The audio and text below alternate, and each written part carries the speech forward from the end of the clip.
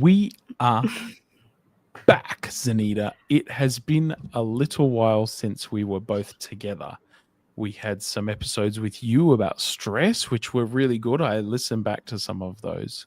Very helpful, very practical.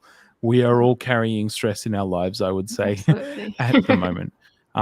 You've done some travel, which is exciting for you. I was also traveling in October, so we've been a bit all over the place, but it's really nice to be back together and to have a chat together today, just the two of us. So I'm Mm. excited about that.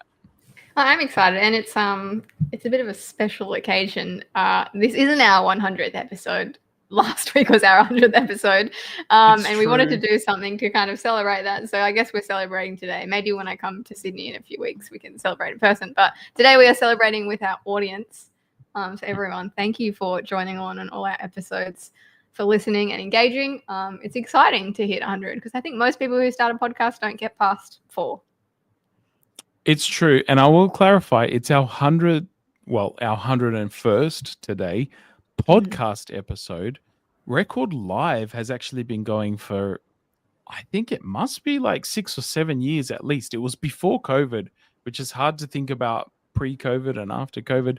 But so Record Live must have a couple of 100 episodes at least, but the podcast has now hit 100 episodes, which, as you said, a lot of podcasts don't. And so we're very grateful to be able to do this. We're very grateful to God for, giving us this platform, and to you, our listeners and our viewers, who have supported along the way.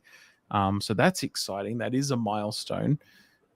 You told me before we came on, Zanita, that you also have a milestone today or around this date, this week that we're speaking. Tell us about that. So today, 9 years ago, I got baptized, which is exciting. So it's my baptismal birthday. Awesome. Which is cool. Yeah, it's crazy to think that it's been that long, but also not that long in the grand Baptisms are so exciting. We had 3 baptisms at church on Sabbath. Pathfinders who were baptized, young ladies who got baptized together. They're friends, which is also nice. And what a special event to witness! Like, every time I see a baptism, it's awesome. I love it. Yeah. So it's very cool. And maybe more of us should celebrate our baptism birthday.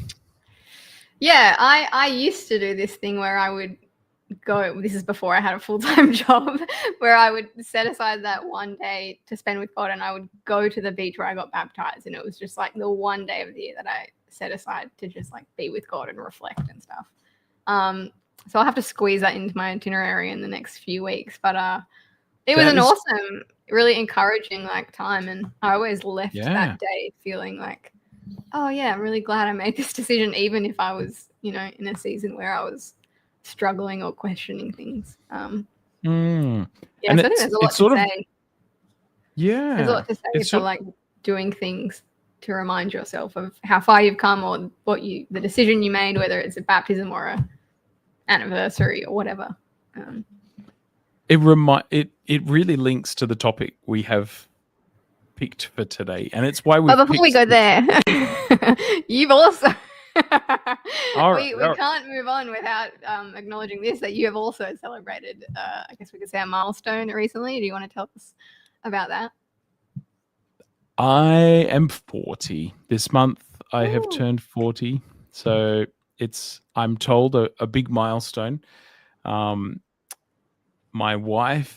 lovely wife, threw a party. We got together with friends and had some good food, some good conversation. She collected some video, little snippets from people who couldn't be there, which was also really lovely to see people from, different times in my life, different, the past, and people who were overseas and couldn't be there. My college roommate made a nice appearance in there, and yeah, it was special. And I guess whenever you have a milestone, like especially the big ones, every 10 years, every 5 years or so, you start to really reflect, and to think forwards, to think backwards. I wasn't going to skip mentioning the birthdays, Anita, but I was going to say that your little ritual around our baptism really fits with what we're talking about today in terms of marking your journey of faith with memorials or with these things. And because of the birthday, because of the podcast's 100th episode, we were thinking about milestones and if there is any spiritual significance or any spiritual usefulness to marking and remembering some of these things. So I think it's an interesting topic. And yeah, I did start thinking about it because of my birthday coming up. It's actually 40, and the number 40 is very significant in the Bible. You've got the 40 days of rain. You've got the 40 days of Jesus fasting in the desert before he starts his ministry. So this number 40 reoccurs over and over again, and often it's times of trial or testing. Often it's, wandering in the desert for 40 years is like this generational transition. So some of those things are very significant. And so I've got an editorial coming out at the end of this month, I believe, which is about some of those meanings of the number 40 in the Bible. But we didn't want to speak just about that today. We wanted to talk about milestones in general. So what is a milestone, Zanita? I like to study words, but I believe you've done the hard yards on studying what the word milestone means. So I might pass it back. But I would like to know, Jared, because before we kind of flesh out that word, I don't think that 40 is an old age. However, I feel like when people turn a year older, it's not always, I don't know, when you're like a teenager and you're a young person, maybe it's exciting. But then once you pass 30, then it's like every year is like, oh, I'm getting so old. So were you excited to turn 40, or was that a bit of like a daunting thing to celebrate? I had a bit of a joke with people, especially because my birthday celebration was a few days before I actually turned 40. And I'm like, I'm not 30, I'm not 40 yet, I'm 39. I'm holding on to the last few days. I was kind of joking. It didn't really impact me. I think 30 was potentially more existential for me because it was like, 30, I kept thinking, Jesus started his ministry at 30 and he really got a lot of stuff done. What am I going to achieve in the next, few years now that I'm 30, 40 for me, it didn't pass it wasn't too momentous, I suppose. It was much like every other day. I don't feel any different too much. Although, there are seasons of change happening, and it does feel like each decade of my life, as I look back, has been really, God has had his hand in that, and it has been certain themes or certain flavors, certain things happening. And I think I'm excited. 40 for me is unknown. I don't know what's going to happen in the next decade, but I'm excited for it. I know that God has really done a lot of amazing things in my last decade. We weren't sure we would ever have children. And at 30, we were still in that place of not knowing. And now we have two beautiful children, a boy and a girl. And that has changed our lives immensely, like beyond anything else. That's a real life change to have kids. And so, this past decade, there's been a lot of change, a lot of growth, a lot of development for myself, and it's been good. God has been good. I don't really know what the next phase of my life looks like, but I'm excited for it, and I know God's going to do a lot in that space. So I don't know if that answers your question, but it is. It seems to be that when we reach these milestones, these big numbers, we start reflecting a bit, and we start looking back, and we start thinking, what's next? Where is God leading in this season of my life? And I think that's kind of the point of them, is to like look back and remember. We've spoken a lot on this podcast about how God is a God of remembrance, and he often asks us to like pause and reflect, even in moments when I guess the reason I brought up your birthday, because I just assumed growing older there would be an element of, I don't know, angst. So I think even in those periods, Thankfully, there's not, it sounds like. But even in those times when uncertainty is present and we're not sure what the future holds, I think there's still a benefit in stopping to reflect and remember. But anyway, let's talk about this word milestones, because you were telling me a little bit about that before we started recording. What is the meaning of that word? What is the history of that word? Well, I don't think we really we don't use miles in Australia anymore. I think it's been a concept that sort of even comes from the old Roman roads, where they would have markers of how many miles they were to the next town, or how many miles they'd come from the town behind them. I love that on a road trip. I don't know if you've done much road tripping in your time, Zanita, but we used to often drive to Melbourne from Adelaide, or we'd drive to Sydney, or we'd drive to Brisbane, because we had relatives all up and down the eastern coast of Australia. And I was always excited seeing those little markers. Oh, we've ticked off another 100 kilometers. We've ticked off another 5, 10, 20 kilometers, because you see them every 5 kilometers to the next town. Like, all right, we're at Gundagai. Only, 300 more kilometers to go. This is exciting. So, like, I think that's where it comes from. And I guess it's to track how you're going, I guess, on your journey. How far do you have to go? And with an age, it's hard. It's not so much a milestone, because you don't know how many days you've been allotted. So you don't know when your last day will be. You don't know how many years you've got. And so it's not a milestone as much as a marker along the road telling you where you are, but it's how far you have come, certainly, with the age stuff. But then, the Bible, I was reflecting on this, and we can get quite caught up humanly in some of these milestones, like, oh, it's significant. We've made this many sales. We've made this many podcasts. But what does the Bible say, or how should we think about these memorials or these milestones? Should we get excited about them? Should we celebrate them? Should we just not worry about them and stay focused on the mission? I guess these are some of the questions I've been having. Like, do we have memorials in our faith journey, and should we make more of a thing about it? For yourself, I don't remember the exact date I was baptized. I could tell you the year, potentially the month, but not the day necessarily. So for you, why is it significant? Or it seems to really have stuck in your mind, like that was the date.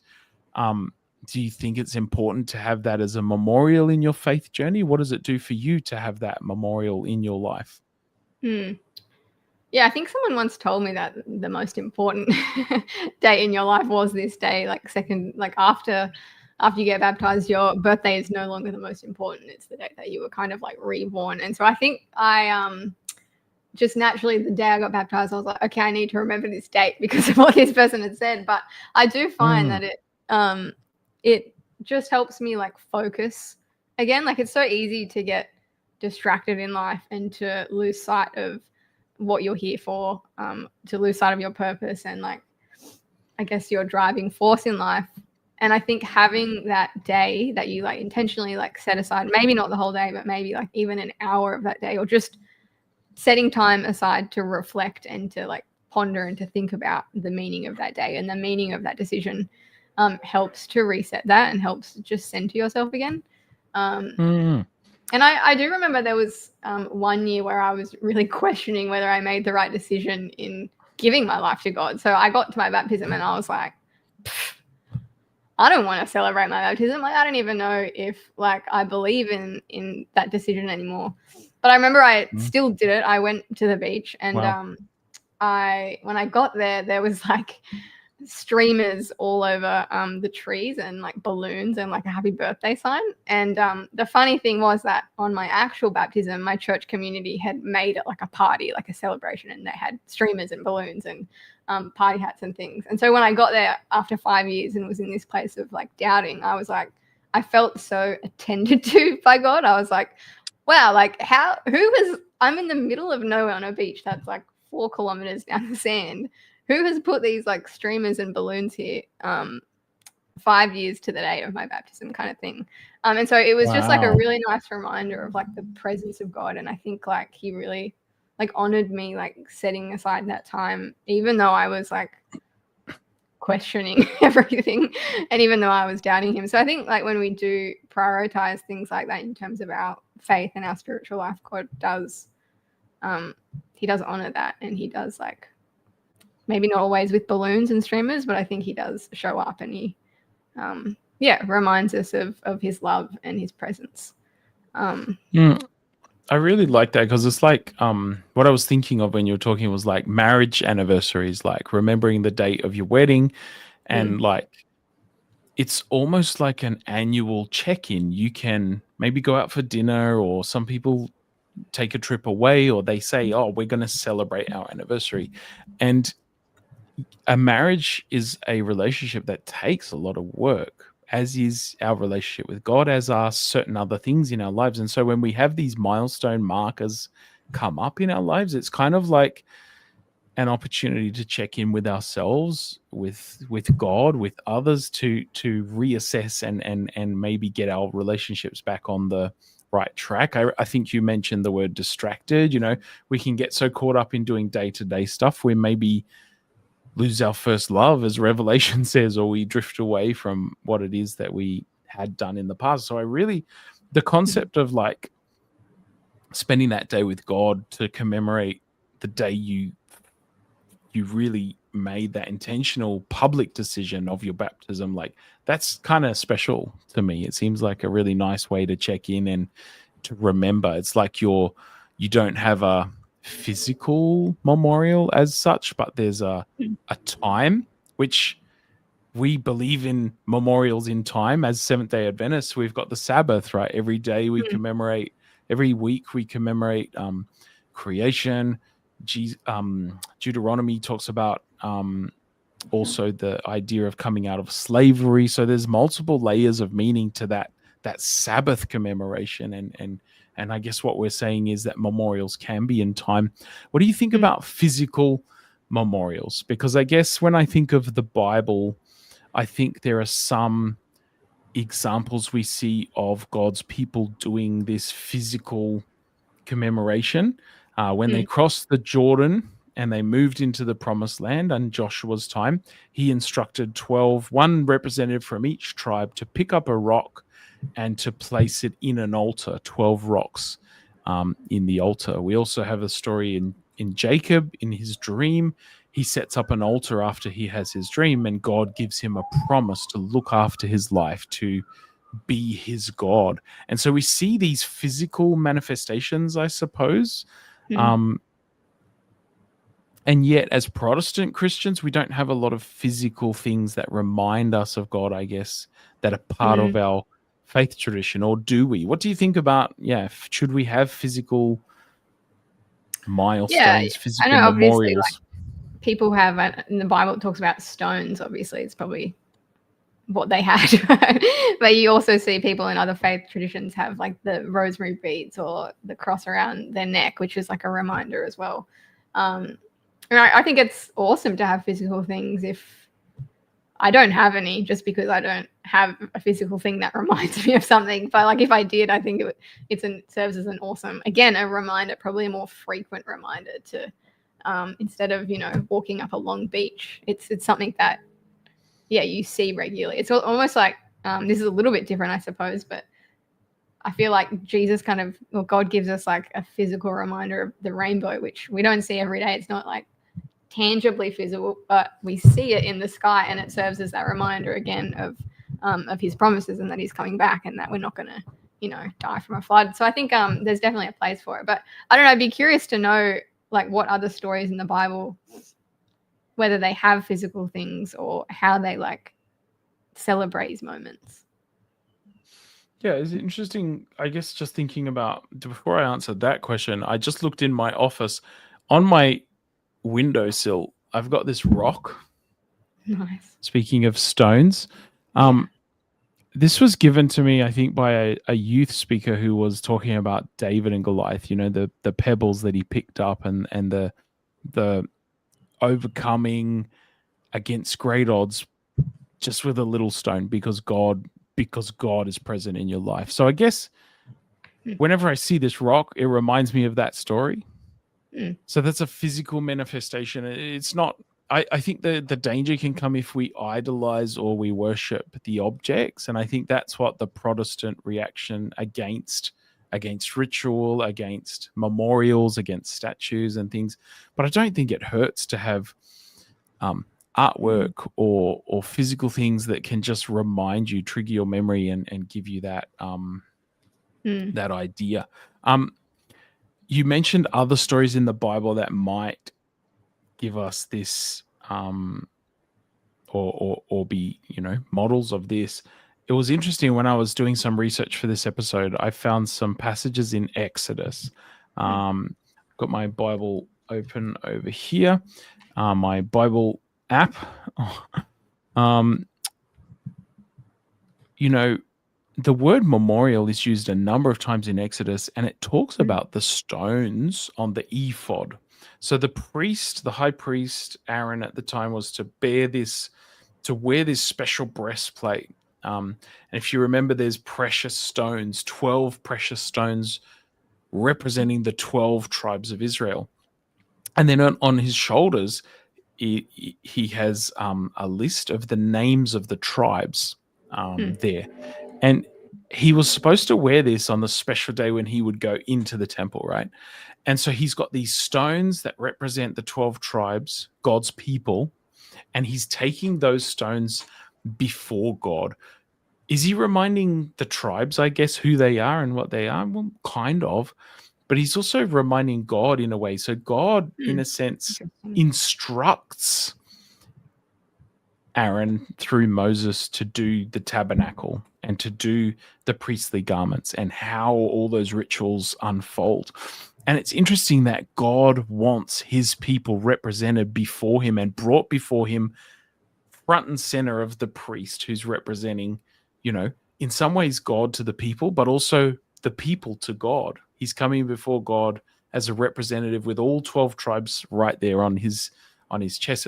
And this is like interesting to me, the word memorial is used there because it's like these stones represent the people to God, and it reminds God of his love for his people and his relationship with his people. That's an interesting concept to Yeah. remind God. Okay. So I use that word under advisement. I know God doesn't forget. I'm not suggesting that God would forget his people or forget us. But God tells us a number of times in the Bible, remember the Sabbath day, remember this, remember that, because he knows we do forget, right? But at the same time, I think God wants to be reminded, because just like we celebrate a birthday or we hit a milestone that we enjoy, it's a special time as well. There's some specialness in it. And God has his people represented as precious stones on the priest's chest. They're coming in there. It's like this, they're petitioning God like, hey, remember us. Not because God has forgotten us, but because they want to recognize the place of God in their lives, and they want to. It's hard when using language to describe God because, he's so transcendent and all of that. So I don't want to put words in God's mouth. That's why I'm being a bit careful with my language. I don't want to suggest something that it is not there. But to me, as I read that passage, it's like God gives them the instruction to memorialize themselves in a way on the ephod and to come into God's presence, because God wants that connection with his people. He wants to remember his people. He would never forget his people, but he needs them to know that. He needs them to have that representation. And so I think it's, I hadn't seen that story in that light before until I did this bit of a word search, like memorial. Does the Bible use the word memorial? It doesn't use the word milestone in translations that I could find, but it uses the word memorial. What are they memorializing? Well, in this story, in this context in Exodus, they're representing themselves before God as the 12 precious stones on the breastplate of the priest. Yeah, and the stones are that physical object that remind them of the 12 tribes. Yes, and reminds God of his people. Yeah. So interesting. I've never thought of that idea, but I guess I want to dwell on that a bit more. But now's not the time to dwell. You're going to take it away and think about it some more. Go read the passages if anyone's interested. Right through this Exodus 28 is talking about some of the instructions for Aaron. Exodus 30, there's some more memorial stuff being mentioned. Exodus 39, it's repeated again, the memorial stones for the sons of Israel, they should be fastened to the ephod. And the word is used again then many times through the Old Testament, but it just in the stones context, it's in those few chapters of Exodus 28, Exodus 39 in there. So yeah, it's worth reflecting. The Bible has plenty to reflect on. I think we know that on this show we've got rich things to go through and to reflect on. Yeah, we've talked about like a few things.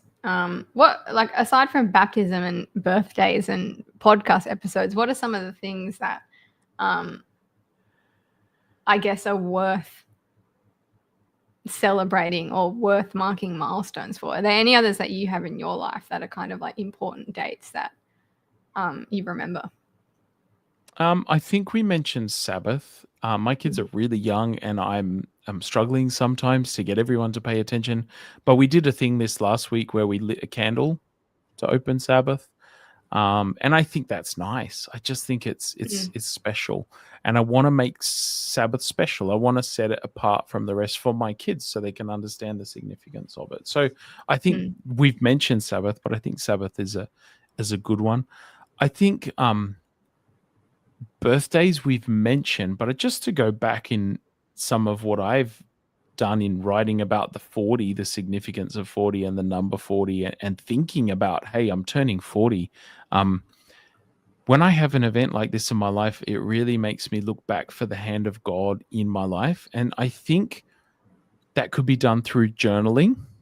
That could be done keeping a prayer journal. You know, we've talked about this on the show before, not forgetting what God is doing and has done in our lives. And then from time to time, maybe it's a regular thing, you set aside some time to look back in some of the things you've expressed, the prayers you've prayed to God, the journals you've journaled to God. Oh, that's right. God took me through this stuff. Because you might forget, in our humanity, we forget the real wrestle of the time. But when we've written about it, when we've gotten it out of our system in that way, in that time, it's good to reflect back. It's good to read back some of those things. Sharing some of those stories with our kids, I think it's important to tell our kids not only stories from the Bible, but stories from our lives where God has helped us. I